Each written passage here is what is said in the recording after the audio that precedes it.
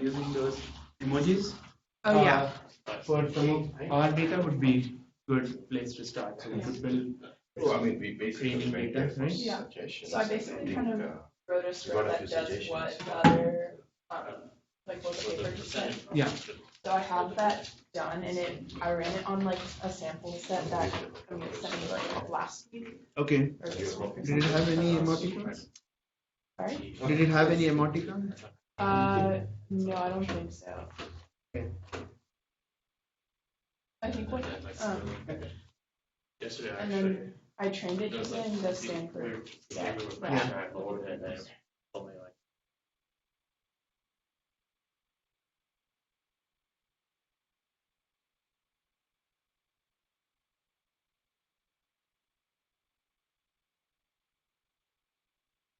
You're not going to be there for the.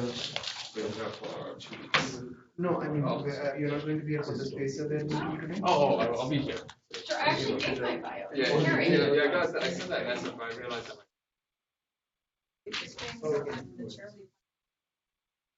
So you should figure out, I think, Satish, you and I should maybe put a I should write this down. No, I can. check with Satish when he's available. Yeah, just. For this, not that.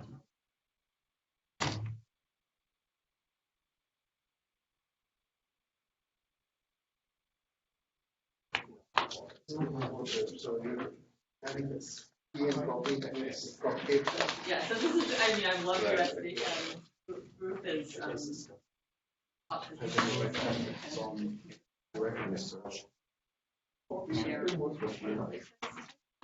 I have plans of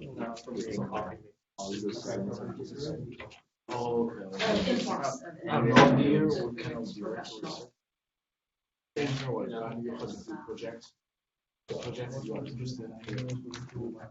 area editor. Oh, this new. It's nice. Would for crossing. It's good. So. Yes.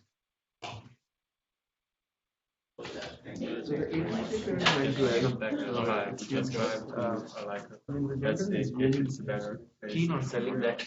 Okay. We drive through there. That's nice. I think we should work on that. I'll leave that for. I probably. I reached home at like 1:30 a.m. Yeah. Oh. I was in office by like 9 a.m. today.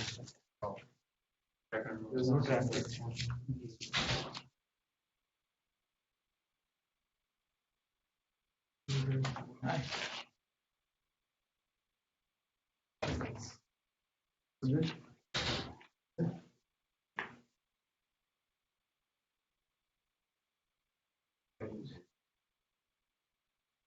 Long introduction then.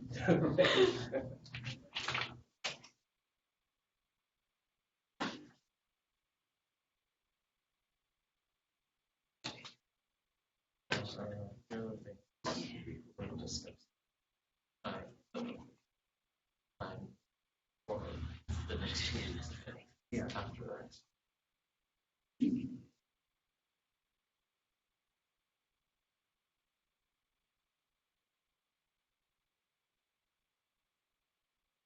I'm very sorry about that. That piece was go up for the demo. That's good. All right, welcome everyone. It's my pleasure to introduce Amy Ward, who is a faculty member in USC Marshall. She's also the chair of the Applied Probability Society of Informs and the area editor for stochastic models and operations. And today she will tell us about the impact of customer impatience on scheduling in a multi-class many-server queue. Thank you. So thank you very much for having me. This is based on current work with my co-author Amber Puha. And you can see I've got 2 institutions I'm transitioning actually, so I'll be moving to. So let me think a little about the model that I'm looking at. I'm not entirely familiar with audience background, so I'm looking at a mini server queue. What is a mini server queue? So I've tried to sort of write it out in pictures here. You've got a whole bunch of servers, and you have different customer classes arriving. So you can think about this as a call center. That's sort of the model that you can have in the back of your head. So these servers are agents. They're answering the phone. There's different customer classes because you may be calling because your printer is broken, and you may be calling because you have an issue with your bill. So you might segment the customers into what their different needs are, or it could be languages. And the arrows going out, so there's arrows coming in, that's indicating the customer arrivals, and the arrows going out are abandonment behavior. So if you're thinking about a call center, I suspect all of us had the experience of calling and sitting there on hold and getting a little bit frustrated and hanging up. So that's allowed. Now, I'm going to be motivating this to call centers because that's kind of how I thought about it. But the mini server queue model has been used in a lot of different applications. And more abstractly, I think you can think about it of any kind of sort of one-pass services. Job comes in, it spends some time with the server, and then it leaves. It doesn't go back. There's not a retrial. It doesn't go somewhere else. It's a one-pass system. I've seen people use it to model web server forms. So Adam Weirman at Caltech using this model, and he worked with HP to implement some power management policies in their web server. So the same model can be relevant for a few different. Now, what is, I've shown you a static view here. Now, my approach that I'm pretty interested in is if I think about the call center, customers are arriving over time. So customers come in, and all of these agents are busy. I've colored them according to what class they are, because depending on what class you are, you may take more or less time in your processing. And then maybe we have another guy come in. And then maybe that blue guy he's been waiting too long, so he leaves. So this guy moves up. And now we finish with a customer. So an agent becomes free. And that is our scheduling question, which is which class should the available server, blank guy, next serve? I'll try a little bit of audience participation, which is, class would you guys like to serve? Patient. Most impatient. Okay, so this seems reasonable because you're thinking I probably don't want to lose customers, so I should probably serve this most impatient class. And I haven't given you parameters, so let me add some parameters and let's think about your answer. So the problem I'm giving you, that's what it's going to be for the talk. It's not solved, but it's not solved in full generality. It's solved under certain conditions. If I have a completely exponential for everything, so I didn't tell you how customers arrive. So I'm talking about a multi-class MMN plus MQ, and I need a little bit of help. Does that mean anything? Okay, so what this means is M stands for exponential. And I said when you're looking at this thing, I'm going to go off screen for a second. There's three characteristics of movement. There's this arrival pattern for customers that are arriving dynamically over time. So that's the first M, and that is assuming exponential inter-arrival time. The second M is on the servers, which is when a server takes me, how long am I going to spend with him? And it's going to be exponential processing times. The mean of the processing time could be class dependent, but the distribution is going to be exponential for whoever I am. And the last M is these abandonments. So it's a customer comes in, he draws from an exponential distribution, and that tells me how long will he wait for the server. Gets to the server before that time expires, then great, he's served. If he doesn't, he hangs up and he's frustrated. Okay, so we can solve this, or maybe I should say past authors have solved this when everything is exponential.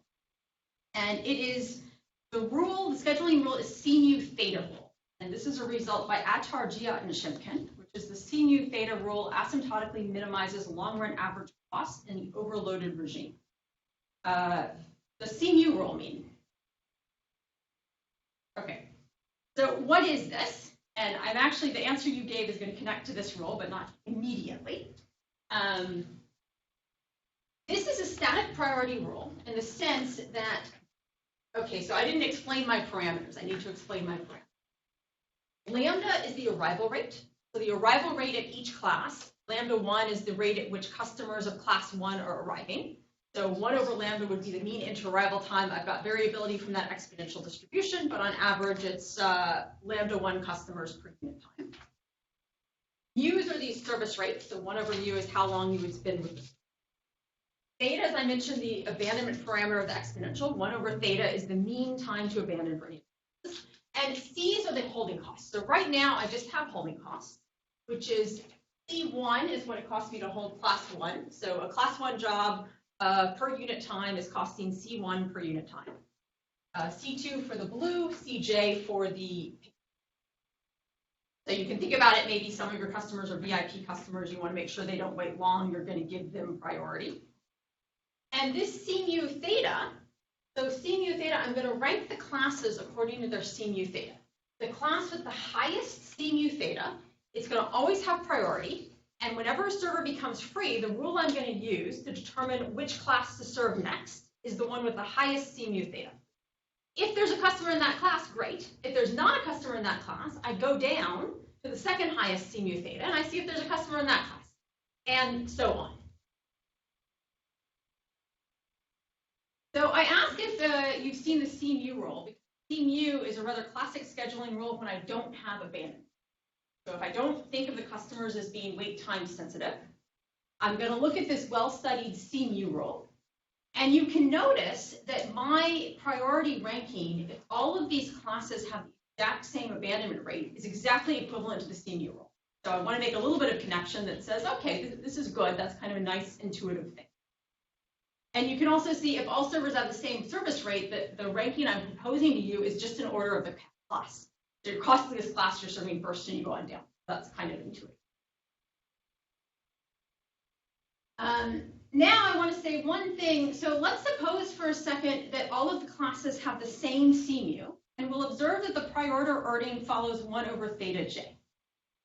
And this is intended, this let you think a little. So I said theta j is like the abandonment rate of class j. 1 over theta j is the abandonment time. This tells me that I'm mentioning the priority ordering is exactly the opposite of what you said. I'm going to look for the class that is waiting the longest. I'm going to serve him first. And the class that has the smallest willingness to wait, that's actually my lowest priority. Why? By the audience participation again. So it sounds like a crazy thing to do until you notice that I slipped in that it's holding cost right now. And if you think about minimizing costs when I only have holding costs, and I'm not penalizing myself for abandonment, what do you want to do? Well, let's serve these guys that are staying the longest. The ones that leave on their own, let me just let them abandon. I don't have to serve them. They leave. And that's going to be what minimizes your cost. But that cost framework is clearly not what you want, because you probably don't want a lot of abandonments. So let's add something to our cost framework. Let's add an abandonment penalty. So in addition to costs while customers are waiting, I should also be penalizing myself every time somebody abandons. And when I say abandon, I mean leaves the system without receiving service. I'm going to penalize myself PJ. And if you think about what my unit time cost is, well, the unit time cost for class J is now CJ, that holding cost, plus theta J is the rate that customers from that class are abandoning, and PJ is the cost per customer that abandons. So if I just replace the CJ plus theta J PJ as my CJ, I know I've overused the C notation, but just stick that in there, I've now got sort of an expanded C mu theta rule that includes the abandonment penalty. And this is a long way of saying that your intuition is exactly right, because no holding cost, let's say the same service rate, so we don't have to think about that. And now you can notice that your ordering depends completely on the abandonment penalties. So the class with the highest abandonment penalty, sorry, I should have been looking at the holding cost, that term's not there, that term's here. Highest abandonment penalty, it gets highest ordering, and I serve the classes in the order of this. Okay, so that whole dialogue was to let you know a little bit about what we know about scheduling this system. We know scheduling this system when everything is exponential, right? And it's this very nice C mu theta rule. And I'm hoping that at this point, we all agree that C mu theta sounds like something reasonable to do. In addition to some kind of proof that it's optimal for this long run average holding cost, we also can kind of look at it and have some intuition that this seems to be a good thing to do. So that brings you to our main research question. Sadly, life is not exponential. So there are a lot of applications. There's no reason to think that you're going to have exponential service distributions or exponential abandonment distributions, or your customers will be arriving according to a Poisson process. Those are all very specific assumptions. And usually we do that because exponential gives us a lot of tractability. And the hope is I'll derive some nice rule like C mu theta for you. And C mu theta is still going to work in some sense under much more general assumptions. So I want to know, is that true? I've kept, oh good, I've kept all the arrival rates, the service rates are the same. But just because it's the same arrival rate, that doesn't mean the inherent variability is the same. I'm no longer assuming that arrival rate corresponds to the Poisson process, or arrival times are exponential, or the service times are exponential. It could be any general distribution. And same with the abandonment. So I've labeled this G1, G2, Gj instead of the theta to indicate that this abandonment distribution can be completely general. And I want to look at this model when I have full generality on my distributional assumption and see how robust this idea of some kind of, I'm going to call it a static priority ordering, holds. So how does customer abandonment affect the scheduling? That's my main focus for the next 45 minutes. And I kind of note the generality of the modeling framework, so we've moved completely away from the exponential. I kind of mentioned my objective function. I haven't actually written it down. So my objective function is long run average cost. The first term here, this is my Q length, so this is coming from the long run average holding cost. Second term here, RJ is tracking cumulative abandonments up to time t for each class. And so this is my abandonment cost. I said long run average, so there's a limit as t goes to infinity. And pi is a scheduling policy, so pi is like that C mu theta rule that I told you. And I have some kind of admissible policy. My admissible policy class is pretty general. There's two things I require of a scheduling rule. One is I can't know the future. So when somebody comes in and I decide that this server is going to help, when a server becomes available and I decide that server is going to help that class, I don't get to know, like maybe in 2 minutes a high priority guy is going to come. I don't get to know that. And the other thing is it's non-preemptive. So what does that mean? I'm helping you, a server is helping you, and then you come along and I think, oh, well, you're the high priority guy, so let me just switch out in a minute. I can't do that. Once I start serving a customer, I have to. So those are basically the two main assumptions on what I call an admissible. So this is, at this point, a pretty hard problem. You're not going to be able to write down expressions for what that long run average cost is for a specific scheduling rule. For example, even if I focus on C mu, I focus on one specific scheduling rule, not this entire admissible policy class. I can't write down expressions, so I need to do something to solve it. What I'm going to do to solve it is I'm going to look at an approximation. I'm going to develop my approximation by focusing on a large system, and it's in an overloaded regime. What does the overloaded regime mean?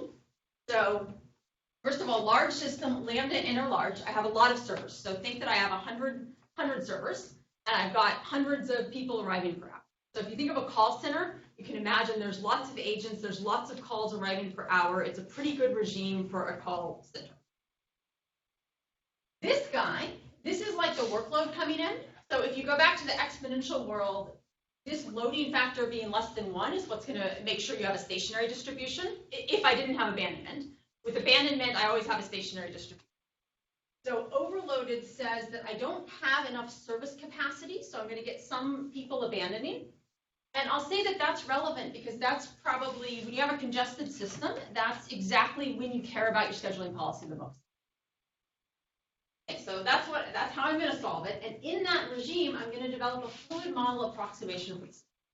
So I'm going to write out some equations that completely ignore the variability.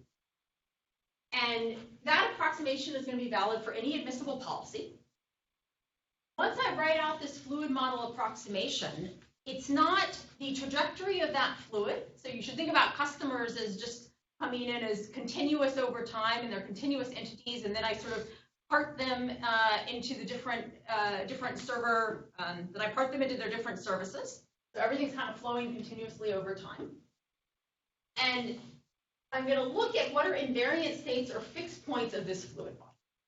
And I'm going to connect between a different policy, what are the invariant states, and I'm going to solve an optimization problem that says basically, so within this invariant states of the fluid model, the invariant states approximate the long-run average cost in my original objective function that I gave for you. I'm going to solve that, and that's going to motivate a policy formula. And I will provide some limit theorems to make sure that everything kind of runs together. The thing you should be thinking in your head, I introduced C mu theta, and I said something about static priority. So let's think. I think this is kind of the central question for the talk. When I gave you C mu theta, I said I'm going to give you a static priority ranking of the class. Right? So class 2 is always going to be highest priority, and then class 3, and then class 4. And poor class 5 is not going to get served unless there are no customers from any of the other classes. That is one type of scheduling. Not the only type of scheduling. Is a static priority policy what I want to do? So I think that's overall the question I want to ask is, can I actually figure out when is a static priority policy optimal? And maybe it's C mu theta, maybe it's something else. But as a gut question, I just want to know, should I be living in that space? Let me talk a little bit about some related works, and this is really going to get at the mathematical analysis so you know a little bit about what the history is of the techniques I'm going to use to solve this problem. Well, first I should mention, and I don't think I have to convince you a lot, that there's a lot of empirical evidence for non-exponential abandonment distributions and other distributions. But in particular, these two papers look at call centers. They do a statistical analysis of time to customer abandoning, and the clear conclusion is it's not exponential. Related work. So I said I'm going to use this fluid model, so a continuous time approximation of the system.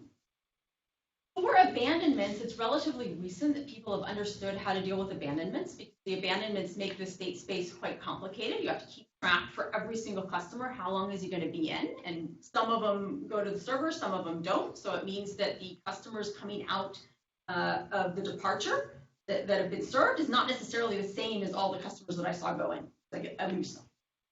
Okay, so that kind of makes this hard. So there was a guess at what the right fluid model is for a single class that was proposed by Witt in 2006. Later works proved convergence to that fluid model. So first it was done without the abandonment. Second, when it was done with abandonment. There are two things that I guess are making this hard. One is the abandonment that I mentioned. The second is when you have general service distributions. You have these residual service times that you're keeping track. So it's actually only relatively recent, 4 or 5 years, that we've really nailed down everything that's going on in the single class case. So now we're looking at multi-class scheduling. So what's happened in multi-class? There's a ton of people that have done stuff under exponential assumptions, and I'm just not listing all of those works. I think the main paper most related to ours that's doing something when we don't have the exponential assumptions. So Attar, Caspi, Shimkin, just like us, are looking at fully general models. And they look at a convergence theorem, so that's my functional law of large numbers, that's what I mean by FLLN, for static priority. So they assume static priority, they assume a static priority scheduling rule, and they figure out what should the fluid model be for a static priority schedule. When they have exponential, that is asymptotically optimal, so that's easy. But in general, not clear. There's some current work of Long and Zhang that's getting at kind of the same question we're getting at, not published. And part of the motivation for this work comes from a recent paper of mine with a USC PhD student Kim and my co-author Raman Ranhawa. And we look at numerics and we look at simulations and numerics. And one of the things we observe is that static priority scheduling is not always good. So that kind of motivated us to think about, can we say something a little bit more rigorous? Okay, so I've got a couple of slides that have a little bit of dense math on them. Why? I'm doing that just so you have a little bit of an idea of what the fluid model is and what equations I need to find fixed points for, because that's basically approximating my invariance. So when I talk about a fluid model, S, this is right continuous left limit functions, and I've got three things. So X is tracking total number of jobs in the system, both in service and waiting. Eta, that's new. New is my age and service measure. So what you should think of, it's tracking for every customer that is in service, how long has that guy been in service? So I have a measure that's tracking every customer in service and how long has he been in service. And this eta, I'm calling it a potential Q measure because it's tracking for every customer that enters, how long until he abandons. And I'm going to completely ignore whether or not he enters service. So this is just potential in the sense that the guy hasn't abandoned, so he could be waiting. Okay? And I need a finiteness assumption on those. And basically, if I have X, new, and eta, then I can figure out any, I'll say, tracking processes of interest. So, for example, you might want to know what's your proportion of busy servers for any class. That's the BJ. That comes from this new measure. How many servers are idle? Cumulative departures. So DJ, this is this age in service. H is the hazard rate function associated with the service time distribution. So this is tracking how many guys are departing. Cumulative entry into service. So KJ, that's the basic scheduling thing, is I need to know when are people coming into service from each of the classes. KJ is tracking when did I enter, and then DJ is tracking when did I depart. I have a Q-linked process, that's a flow balance, so Q would better be equal to total number of people in the system minus busy servers. I have a head of line wait process, so I think I forgot to say this, but when you think about the scheduling, I'm assuming that within each class, I'm serving FIFO. So within each class, I'm serving the guy that's the oldest, which means that to specify a scheduling policy for you, the only thing I need to specify is which class do you serve next. So this is telling me for each of the classes, how long has that head of line guy been waiting, or the oldest job been waiting. RJ is tracking cumulative abandonment process for each class. And so you can see if I know X, new, and eta, I know all these other interesting things.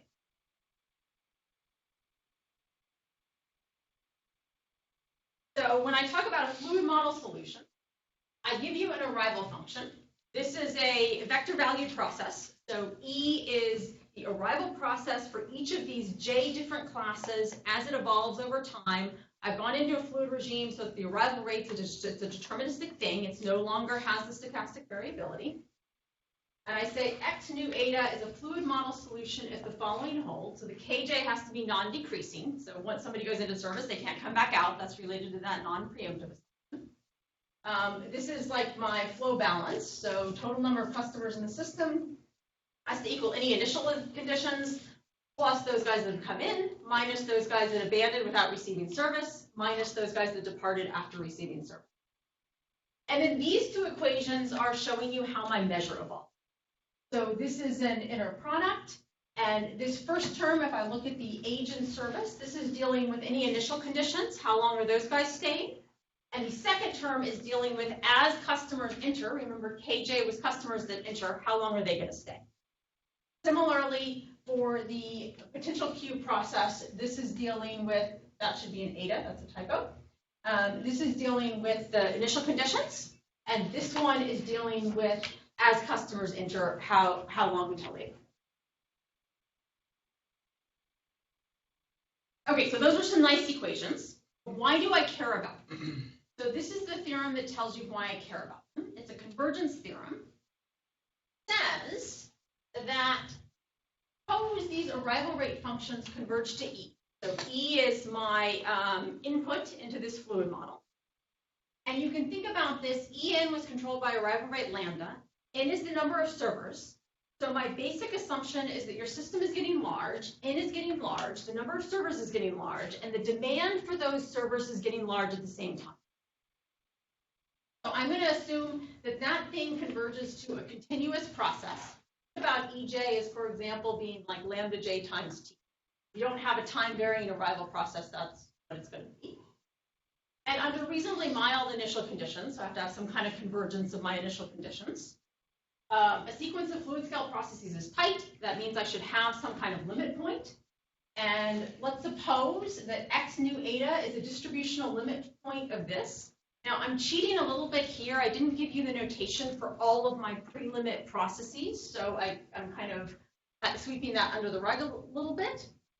But the essence of this is I get this distributional limit point, and it is almost surely a fluid model solution for each specified initial state. So this tells you that there's a connection between the problem that I originally want to solve and my asymptotics when I let the system become. So this motivates an approximating scheduling control. If I want to solve my approximating scheduling control problem, remember I'm interested in long-run average. That means I need to get at a fixed point of these equations, or an invariant state, because that's what should be approximating long-run average. Okay, so we're now in the middle of the talk, and I've given you the fluid model. And now we're going to try to figure out what are the invariant states, what's the control problem, what's the approximating control.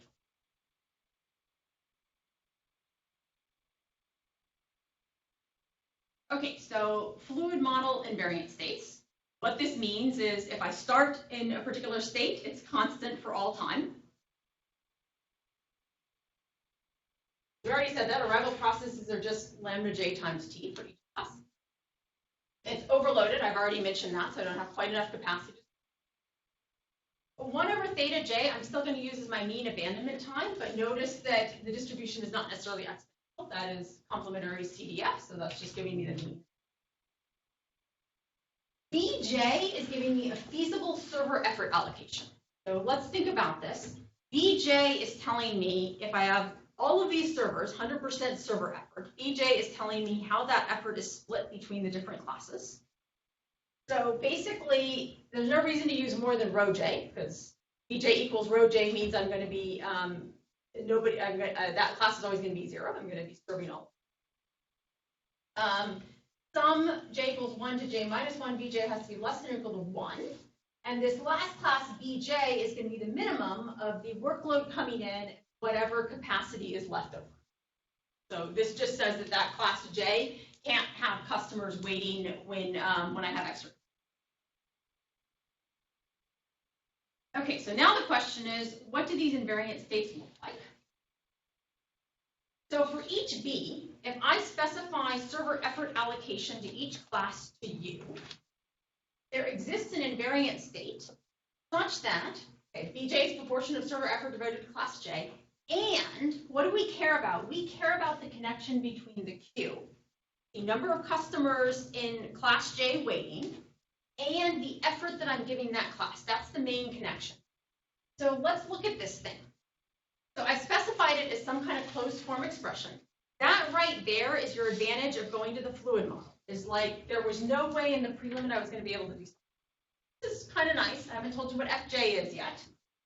Fj is, this is my abandonment CDF, and this is the abandonment stationary excess CDF. So if you know renewal theory, the stationary excess is coming from renewal theory. It's basically how long do you have to wait until the next arrival.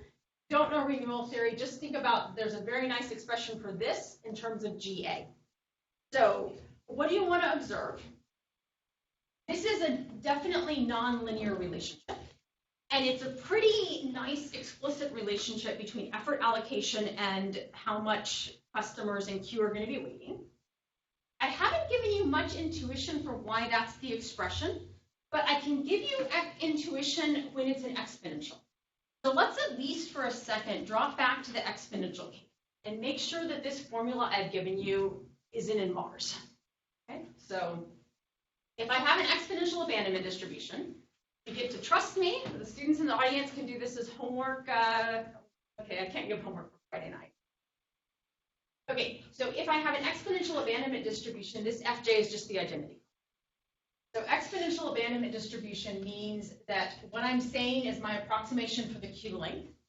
And and notice this has a t, this doesn't have a t, so it's constant over time. I forgot to point that out. That was the main. Okay, so that means my approximation for the queue length, I'm just denoting it with Qj, is looking like this. And I'm going to claim that this is an incredibly intuitive expression. Why? So let me just multiply theta j over here, and let's look at what this looks like. So lambda j minus bj mu j. Lambda j is the amount coming into class j. Mu j is the rate I'm serving it, and bj is the proportion of server effort. So this should be the stuff from class j that's not getting served. What should the stuff from class j that's not getting served equal? Well, qj is the size of the queue. Theta j is the rate of the abandonment. So theta j qj had better be the rate at which these guys are abandoning.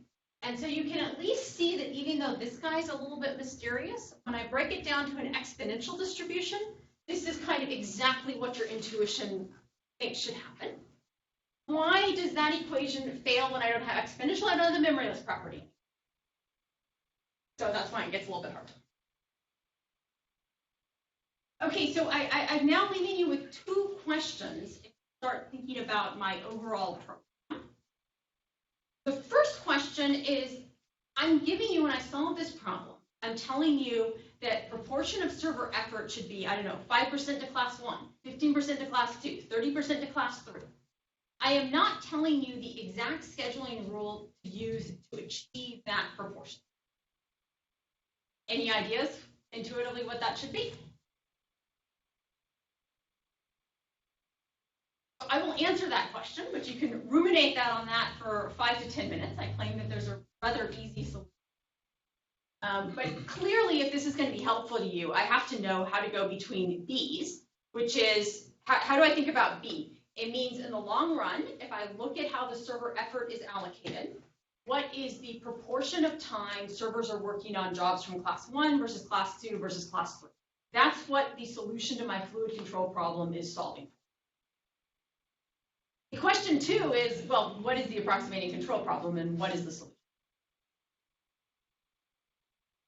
Okay, so here's my fluid control problem.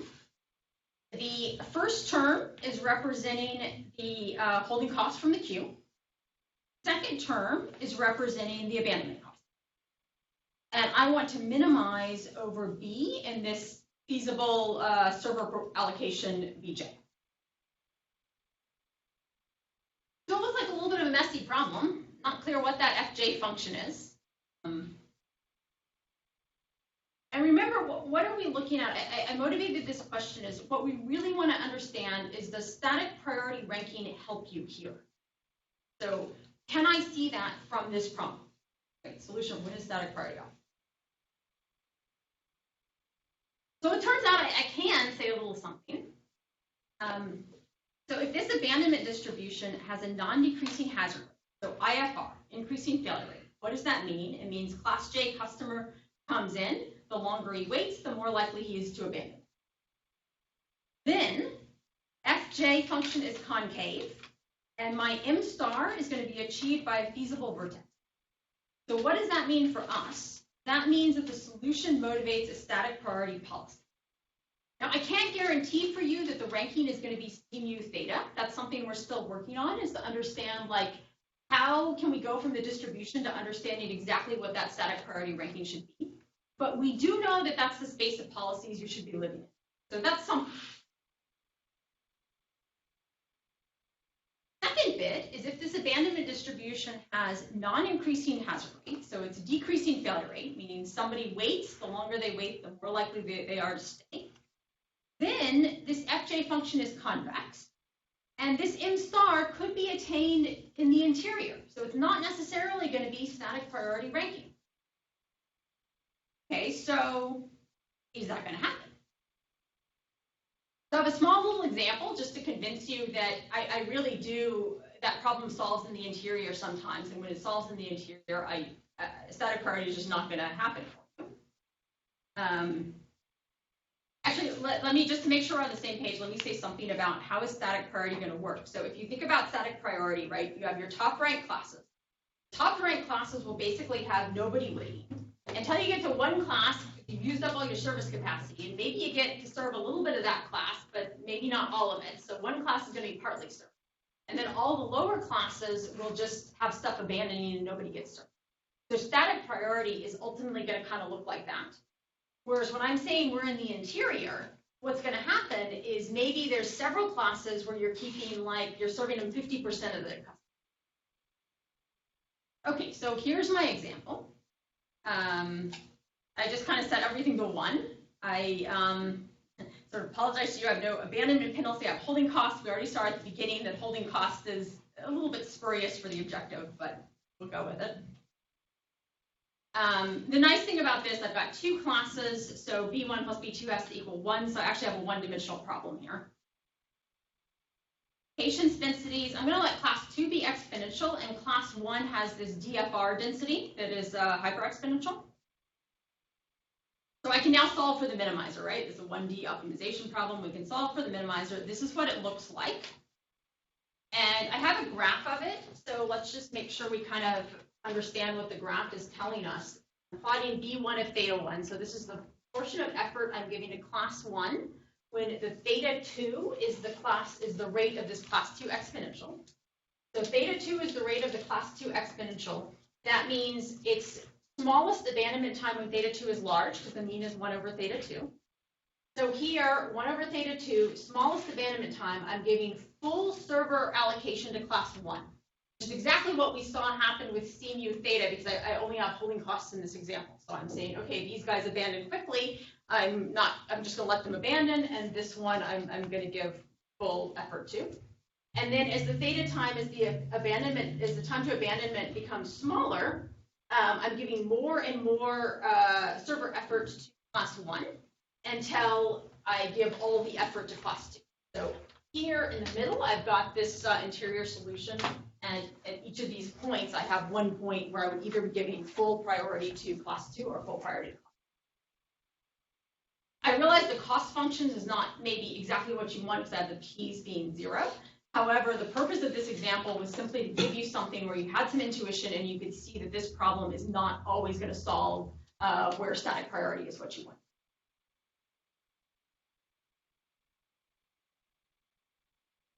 Okay, so I had 2 questions.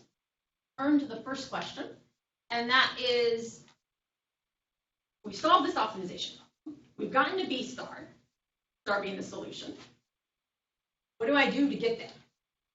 Turn to my audience participation question, which is for any given B, how do I schedule to achieve that B?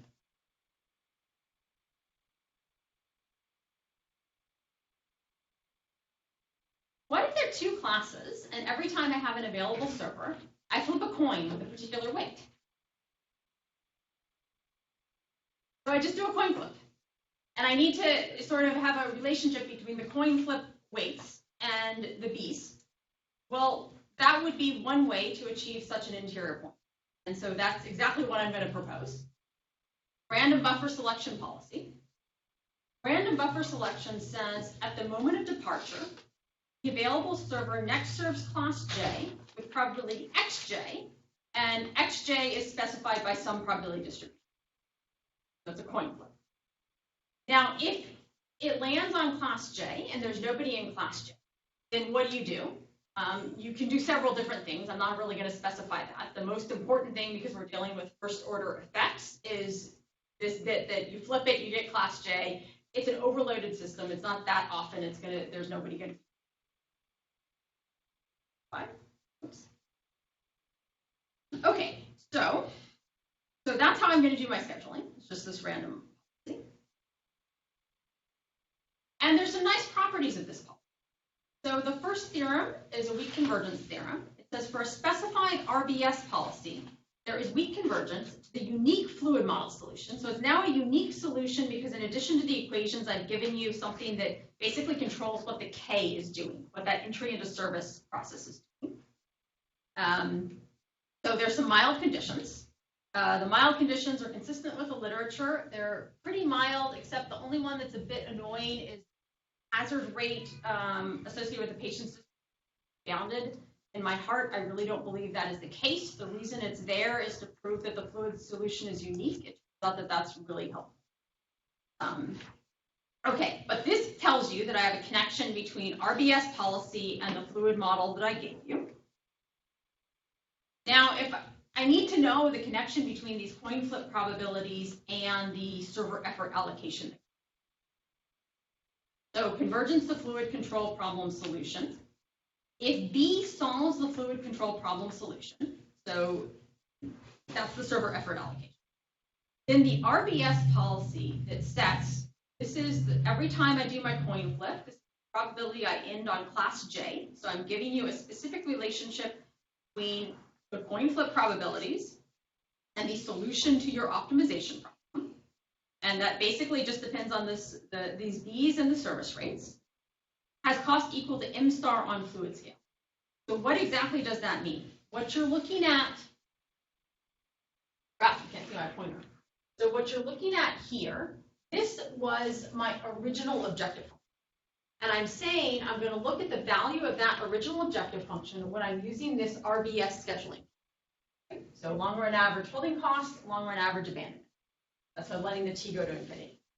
Now, what I've added here is I'm letting the N go to infinity. I'm letting the system size grow large. And what this is telling you is that as I let the system size grow large, under this RBS scheduling policy, with the coin flip parameters specified exactly like this, where the B solves my optimization problem, cost in that system is going to be equal to M star. So this is your connection between the solution to the fluid control problem, the policy you're using in your actual system, and some evidence that's convincing you that, oh, okay, I really am going to achieve this cost that I see in the limit. The second thing, we haven't quite finished the proof, so this is what we're looking on right now. So it's lower bound, which is under any admissible policy. Remember, I had a pretty large admissible policy class. I just non-preemptive, and I couldn't know the future. The limit as n goes to infinity of this long range average cost is going to be greater than or equal to M star. So this says that any policy you have that achieves M star is good because you're meeting your lower bound cost. I've given you a policy that achieves the M star, so I'm meeting my lower bound cost. So this means you should like RBS policy. Now, you may say that I don't quite like RBS policies because it's random, and do I always want to do a randomized policy? Well, remember, there's nothing that says uniqueness about this. And the only thing you need is once you solve the fluid control problem solution and you know what your server effort allocations are, is you need to figure out a scheduling policy that meets those effort allocations in the long run. So it doesn't have to be a random coin flip. That's convenient for our analysis. But probably in terms of implementation, you may want to do something else. And there's nothing in this that says you.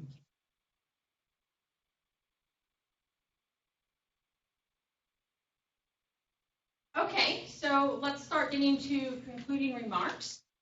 So we've looked at this multi-class mini server queue. It's a one-pass service system, J different classes. We've got FIFO scheduling in each of the different classes. And the main thing I'm asking is give me a rule that every time a server becomes available, so I know which class for him to serve. And what we've seen is that the rule that I want is basically dependent on the abandonment distribution. It doesn't depend on the service distribution or the inter-arrival distribution. And I should mention that when there's no abandonment and you go for the CMU, that's completely consistent with CMU. So it's not surprising from that regard that what I'm telling you is dependent really on the abandonment. And I'm saying if abandonment distribution is IFR, increasing failure rate, then you want static priority. And I didn't mention this, but the RBS policy is quite flexible in the fact that any invariant state of the fluid model, the RBS policies can achieve. And in particular, you can make it look like a static priority policy by getting the right coin flip. I kind of emphasize that actually I motivated this with static priority scheduling, but RBS covers the full range of everything. If your abandonment distribution is decreasing failure rate, you have to use RBS because static priority scheduling is going to go wrong. What are the current things we're thinking about is I don't really know the relationship between the abandonment distributions and what the right ordering is. I do if it's exponential. I don't always know that if it's not exponential. The other thing is right now we're mostly thinking about constant arrival rates. I solved the control problem with constant arrival rates. But the fluid model we've specified, not the invariant stage, just the fluid model, is valid for time-varying arrival. So it seems to me that there's something we can do with the fluid model when we have time-varying arrival rates to understand the scheduling. And if you think about CMU theta, one thing that seems kind of on my mind is you have time-varying arrival rates and exponential, so you have CMU theta or some kind of static priority ranking. Maybe your arrival rates can vary, but the solution stays the same. So it'd be nice to understand the breakpoints and how much your arrival rates can vary, but your ordering does not change. That would be sort of nice. Okay, so that's kind of the end of my talk, and maybe I ask for questions. I have one question. So, I mean, I'm not from this area, but generally I made an observation, is that in these kinds of scheduling problems where essentially we're talking about large numbers of objects but still finite, then there are sort of two ways to go about this, and we talked about it moments ago. One is you make this number really large so that you can bring in asymptotic analysis, and you know, in particular, the analytical techniques kick in, and here you model it as a fluid control problem. But the other way of doing it is essentially to think of the numbers being small first, and then use sort of discrete combinatorial techniques and see how that scales. In computer science, I mean, sort of the same queuing problems are studied as Bunsen-Wallace problems. And there, the discrete combinatorial optimization techniques that we have developed are also arriving at the same conclusion that randomized policies are sort of better than these static policies. So in some sense, I think to sort of bring these two lines of thought to converge, has there been any effort to do this? Particularly, it would make an interesting comparison with real-life instances, whether you're coming from this side or this side, as to whether they would essentially give us the same sort of experimental results. Or... So it's a great question.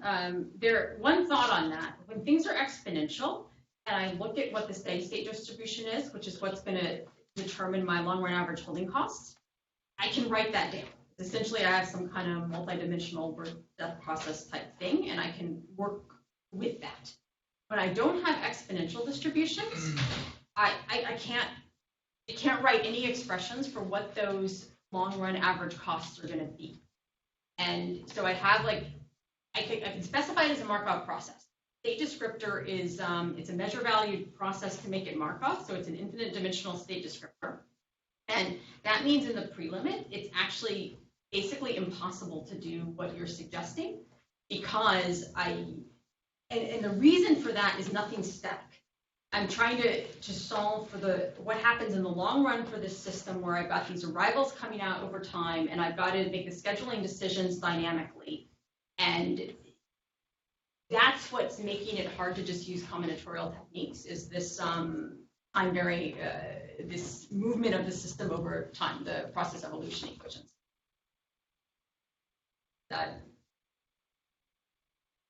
And I'll say one more thing. I didn't actually give you numerics. I apologize for that. So one thing that you would like is, when I give you these fluid control problem solutions, I have predictions, right? I have predictions associated with the cost. I have predictions associated with how many guys are going to be waiting, with how long they're going to be waiting from each classes. And I didn't show you simulations to connect between the predictions I have here and how well they're performing. So something we're doing, past work in these types of systems suggests that you have to have on the order of 100 servers. Your predictions are accurate within 5%. Now, that's a big rule of thumb there. That comes from some numerics that have been done in exponential cases. But it suggests that that's kind of what you need. 100 servers should be pretty safe so that the predictions going on in this fluid model are kind of helping you. So my question is that from math perspective, you must assume that...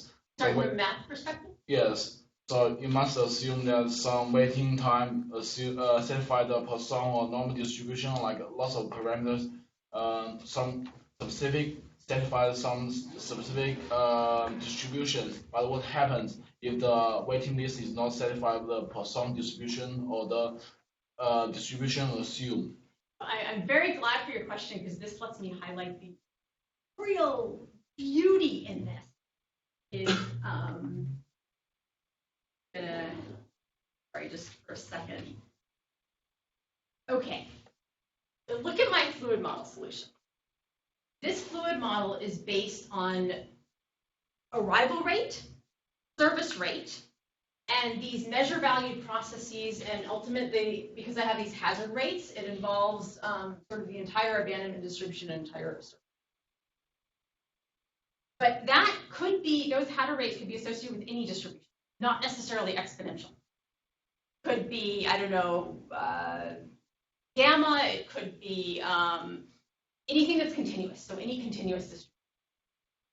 So to your question, I think the real beauty of this technique is that this is valid in real large generality in terms of the underlying assumptions I'm making on that model for the arrival process, and the three main assumptions are your arrival process input, your service distribution input, and your abandonment distribution. This thing's valid for any distribution. Now you are going to have to tell me, you're going to have to tell me what distribution it is, so I know what H to plug in there. But once I know what H to plug in there, I do have a theorem that's telling you that that's what the convergence is. So that's kind of cool. But it's a good question. Any other question? So I have one question. When you are simulating in the program, do you assume some industry experience, like you assume that abandon rate is like 0.1, or assume something like that? Use some industry experience, like the average waiting time. Like so I mentioned a couple empirical papers from centers, and those call centers have maybe on the order of 100 agents, and they give. So their conclusions are basically that the arrival process should be some kind of time-varying croissant. So you've got exponential there. The service process is often log normal. And the abandonment distribution, they actually couldn't characterize it, but I'll try my one joke of the talk.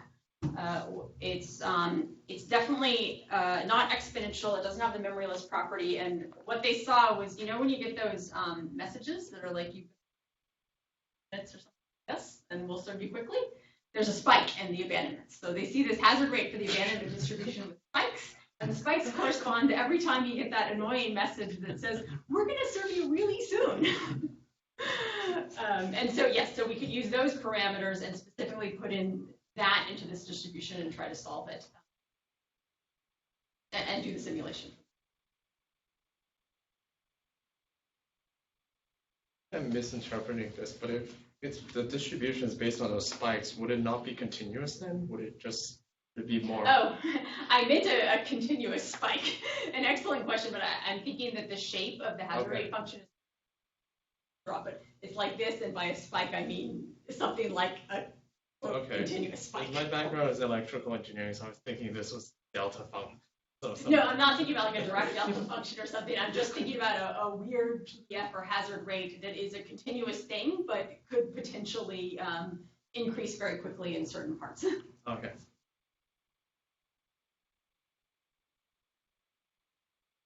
Other questions from the audience? If not, let's thank the speaker once again.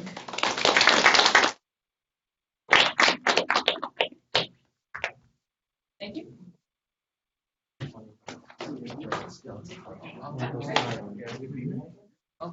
One goes higher. I do not. She just asked me, can I say it? Yeah. Children know that you go out to the Yeah, I think the core idea is that the